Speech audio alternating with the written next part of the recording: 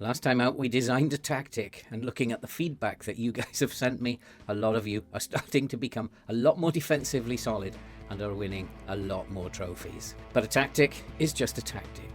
And if you want to win a lot of trophies, then you're going to have to tweak it and adapt it and just slightly modify it from game to game.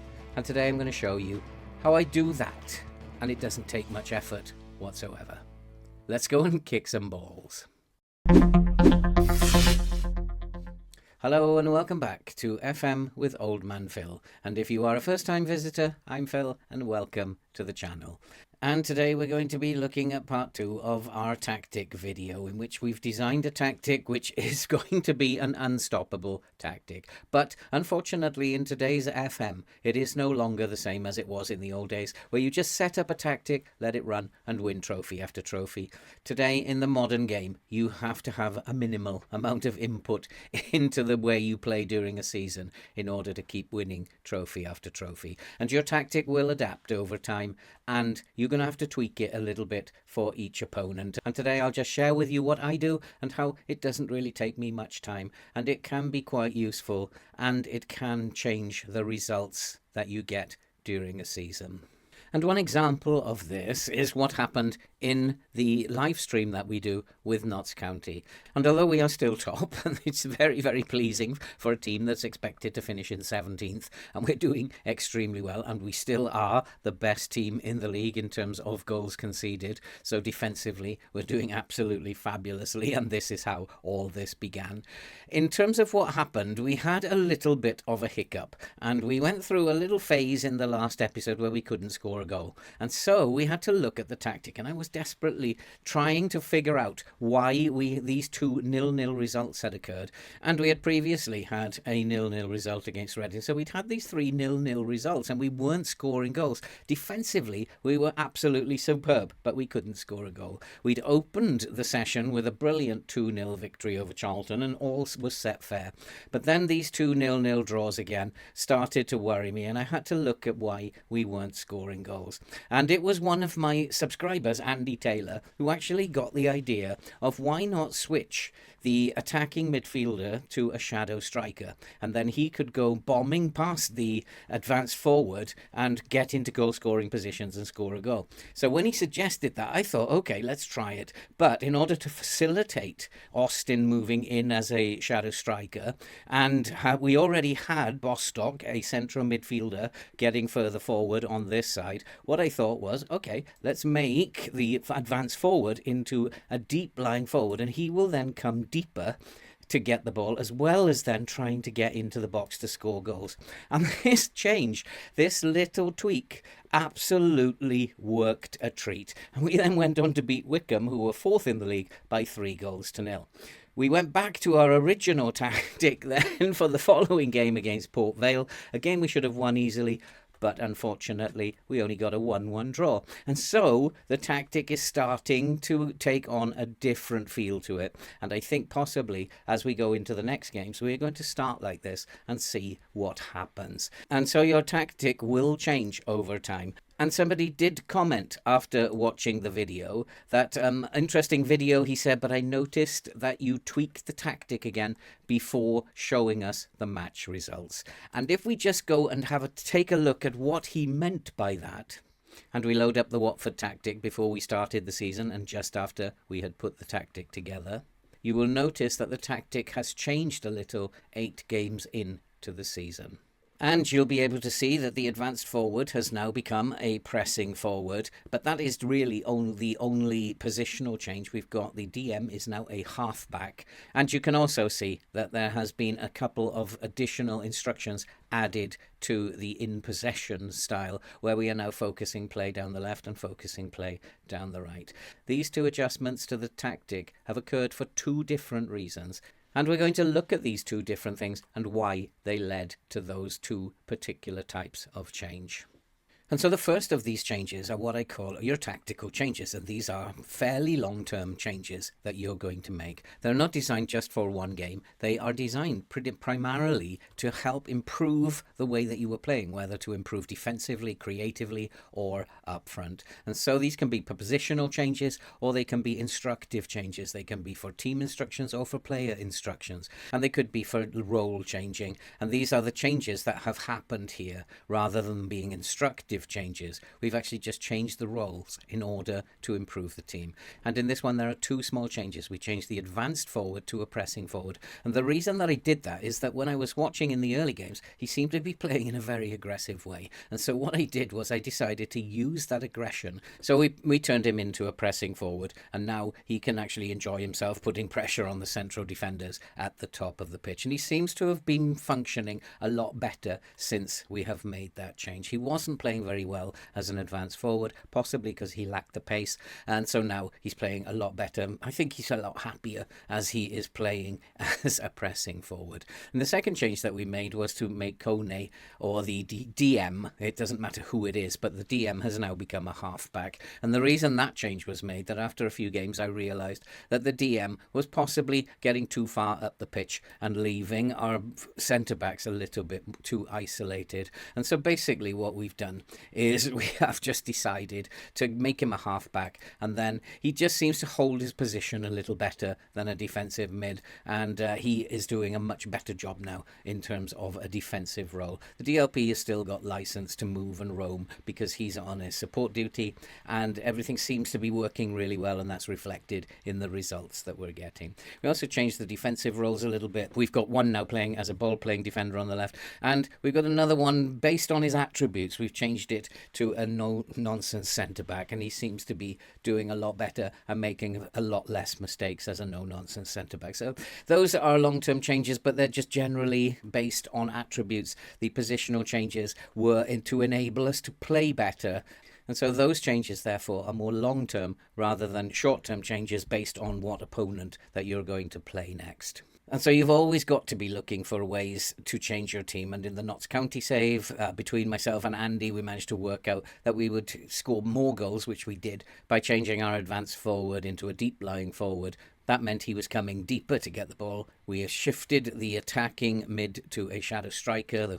Then he was going past him, and it seemed to work a lot better. And so these little attacking tweaks, these little defensive tweaks and creative tweaks that you can make will change your tactic long term for the better. You'll get to know that just by watching the games, getting to see what's happening on the pitch. When something's not working, you might have to change something. And we weren't scoring goals, so something has to change. When we changed it, we started to score goals again. And the same will apply for your defensive play and for your creative play. If your passes are not connecting, if your possession is poor, change the way that your passing is put together. Just make changes, see what happens to the possession, and you will improve the quality of the tactic overall. And remember that when you have a transfer window, when you go through a transfer window, you are going to change your squad. You may bring in a few players or a lot of players, but the average rating of your squad attributes is going to change in a transfer window. And it's always probably going to improve. At least you'd hope that the attributes are going to improve and not get worse. So, for example, you might, before the transfer window, have not been able to counterattack, but you might have got players in with a lot of pace. You might have got players in with good decision-making, good off the ball, and then suddenly you find that you're able now to counterattack. So by going through your tactic again based on the new attribute values, you're going to be able to make changes, very positive and more attacking changes, and take more risks with your tactic for the coming season. The better your squad gets, the more risk that you're going to be able to take. And so, talking of attributes, that brings us to the final bit of this tutorial. And we're going to look at how we tweak the tactic, just very small little bits for upcoming opposition. And if you look at this tactic, you'll immediately see in the in possession box, we've got focus play down the left and focus play down the right. And these are different things to what we initially started out with. And this was specifically for the Birmingham game. And if you remember what I said in that video, I actually said it was a 1-1 draw, and I actually said we were unfortunate because when they came back from the international break, our midfield was absolutely exhausted. We didn't have a midfielder who was fit enough or fully fit to play in that position. And so I misguidedly decided that I should focus play down the flanks rather than and take it away from the middle. But actually that was a pretty poor decision on my part, because what it meant was that they were actually being dragged across the pitch rather than just being in one place, and so they were actually using a lot more energy.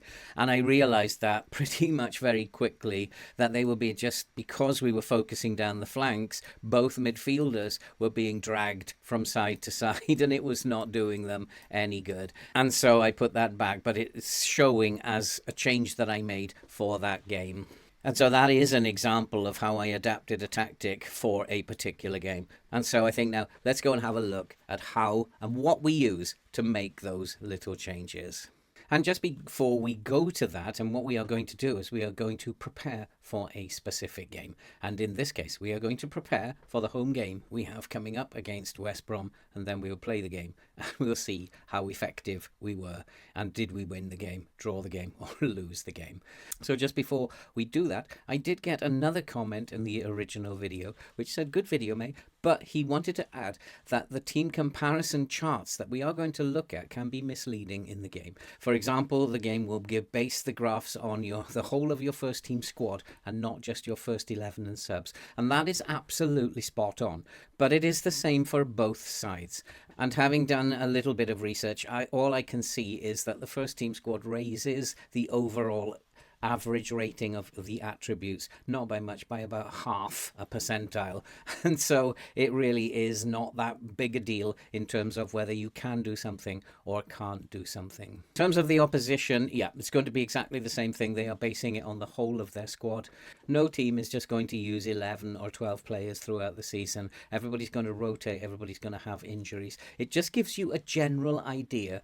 But when you are preparing for a game, when you do your opposition instructions, check on the attributes, check on the key attributes that the players have, and then adjust the opposition instructions accordingly. And that will also help in terms of planning for your upcoming fixture. So overall, I would say, yeah, they are a loose guide, but they are a good guide to use. And we're going to have a look now at the kind of guides that we need to use and how quickly we can prepare for an upcoming match. So nobody wants to spend too much time looking over stats and the data hub. We want to get this done as quickly as possible, play the match and move on to the next one. So we're going to look at two things that we have at our disposal. And when we go to the club screen, we can look at team reports and we will go to senior squad. And first thing we're going to do is have a look at the scout report. And in here, I'm going to find the strengths and weaknesses of the opposition. I'm also going to have an idea of how they're going to play. And it doesn't look to me like they are going to be sitting back and waiting for us to come on to them. It does look to me like they are going to be playing in quite an aggressive way. And so when we look at these strengths and weaknesses, what I'm going to be doing is looking for groups of things, groups of attributes that go together, that appear on either side of this. And we're looking at strengths or weaknesses in defense, strengths and weaknesses in creativity, and strengths and weaknesses when it comes to strikers and finishing. And so I'm just going to have a look through here, and I'm going to look for groups of attributes that go together. And we can see we have teamwork there, we can see acceleration, we have dribbling, we have pace, we have aggression. And what I can pick out from there is that dribbling and pace will go together along with possibly aggression. And it tells me that they're probably not going to be the best dribblers in the world. So we don't have to worry about them bombing past us on the flanks. That's not going to happen. They don't have the pace or the dribbling ability to do that. And nothing else really pops out of that except that their teamwork isn't very good and they are not the most aggressive team in the world. And so they're probably not going to press us too much. And then when we look at their strengths, heading and jumping reach are two attributes that go together. And the other one that I would look for that goes in that group would be balance. And so I would pretty much say that they are fairly good in the air. And we have to be very, very careful to make sure that we don't give them opportunities in the air. We also know that they create a lot of opportunities from short passes. They are also a very big threat from long shots. And they also create a lot of opportunities from just outside the pen. penalty area. So we need to have a high line, I think. Because they're not going to press us, we're going to have probably a decent amount of time to receive the ball and distribute it. I don't want them just outside my penalty area, so I want to have a high line so that they are a little bit outside the penalty area. And we also need to be finding out who's got the long shots and making sure that we close those down. I can't really see any other groups of things that go together. They have good positioning, but then their marking isn't that particularly good. So there are no other groups that actually go together in the strengths, and there really isn't much to go on in terms of the weaknesses. But in terms of our tactic, what that does mean is that I will probably play with a higher line, and everything else that we do for the time being, we will do as we normally do it. We don't need to be going gung-ho, although they're not going to press us too much. We don't need to do anything other than attack in the way we attack at the moment. And then the next report that we are going to look at is underneath. We're going to have a look at the squad comparison. And this is a direct comparison between ourselves and West Brom, and it gives us some general information here. And in terms of all the positions, it will give us the key attributes of the game and let us know who is better at what. And it gives us some idea from decisions, first touch, passing, etc., who is probably the better team. And it does look to me like we are fairly equal in terms of our ability. And so this is not going to be an easy game, even though they are underperforming. In terms of attributes, they are pretty much as good as we are. And we are going to look at this in terms of attack and defense. And so we're going to look at our defense and their defense and then compare it to their attack. But the first thing we're going to have a look at is creativity and who is likely to pose the biggest threat when it comes to creativity. And in terms of passing, we are slightly better. It's fairly even Stevens. There's not much in terms of difference between us in passing. We're slightly better. And so in terms of passing, we should dominate things, especially as we have a better technique than they have. Not much, but it's definitely a little bit better. They do make better decisions than us, but overall, in terms of teamwork and all the rest of the attributes here, I would say we are slightly the better team. Now, in terms of our defense, at 12.89, our tackling is not bad. Our marking is okay, 11.56, but we have good positioning at 12.1. We are very strong at 12.89, and we do have good pace and good acceleration for a defense. If we have a look at their attack now, they do have good finishing and they do have fairly decent pace up front.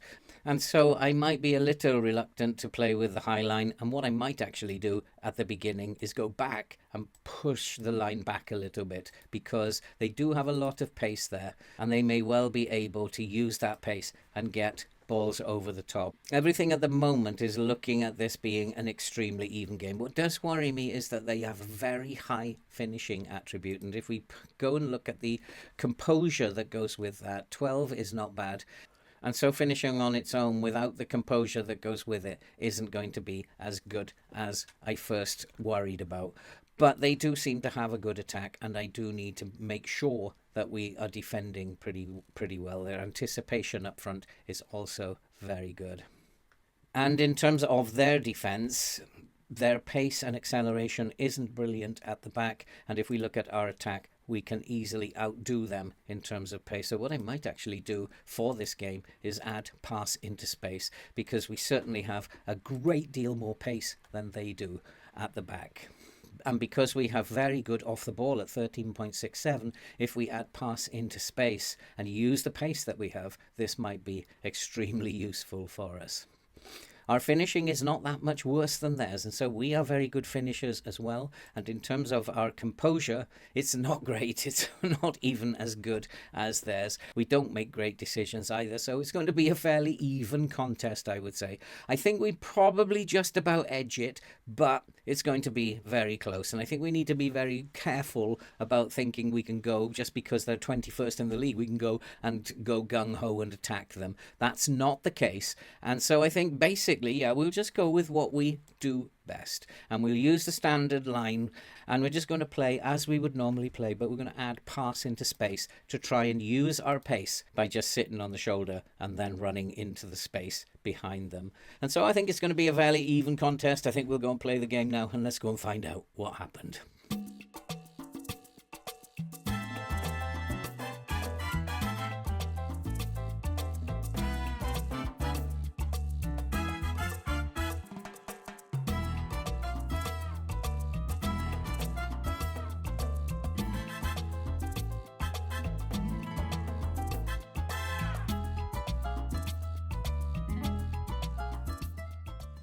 I thought we were slightly unlucky.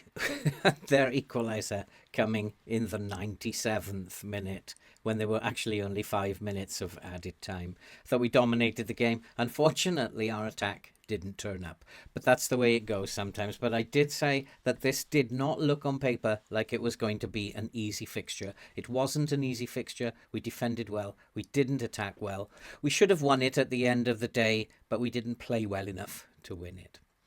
The most important thing, though, is that we didn't lose. And that's it for this video. If you're brand new to the channel, you like FM content, you love to see people suffer playing the game, then I can tell you you're definitely in the right place. We also upload tutorials on a regular basis, and we do a live stream on Tuesday, Thursday and Sunday evenings. Why not subscribe, hit the bell, drop us a like so that YouTube will push out the video to people who have not yet had a chance to see videos from the channel. And that's it for this video and all that remains to be said now. Stay safe, take care, and we'll see you in the next one.